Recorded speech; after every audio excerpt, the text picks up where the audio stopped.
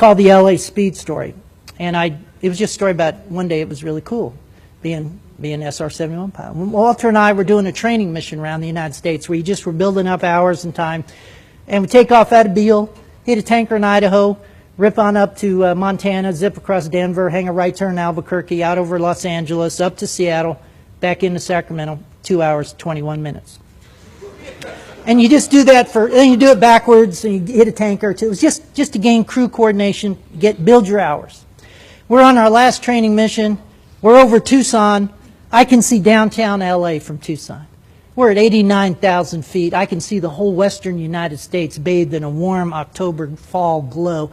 I can see the chain of Rocky Mountains from Canada to New Mexico. I could just see the most beautiful picture laid at my feet, and the air as smooth as glass. Not a gauge moving in the cockpit.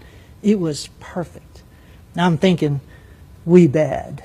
And I feel sorry for Walter because he has to monitor 5 radios in the back seat, so I flipped the switch up just to listen. And LA Center is controlling, they control all, when you fly Southwest Air, the guys controlling everybody.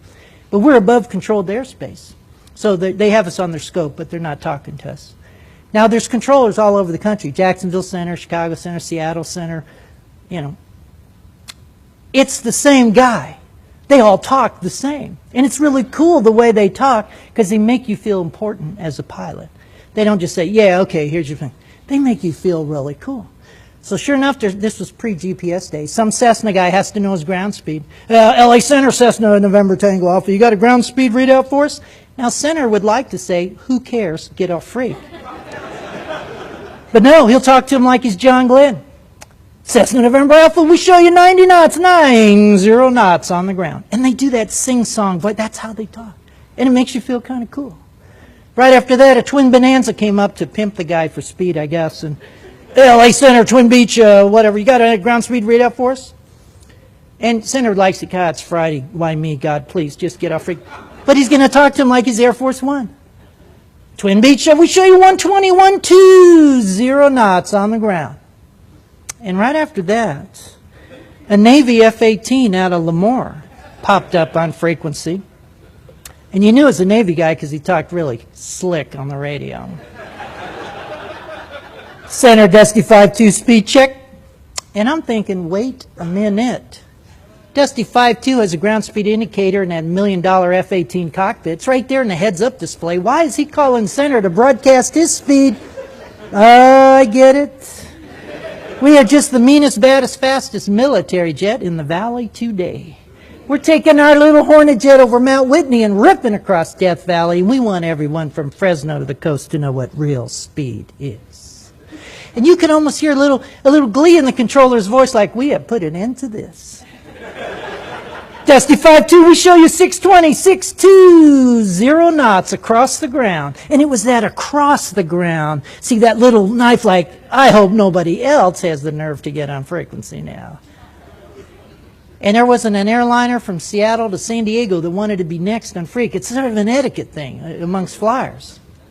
And a 12-year-old was reaching for the mic button.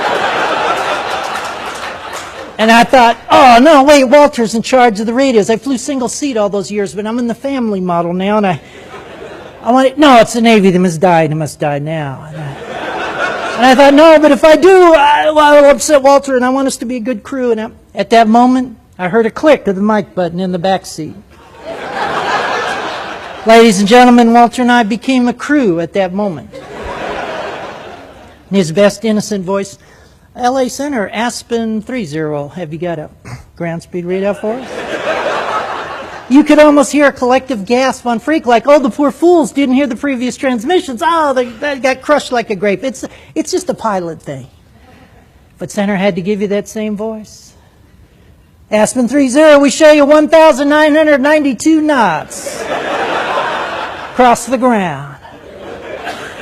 When I knew I was going to like Walter a lot is when he came back and said, Center, we're showing a little closer to 2,000.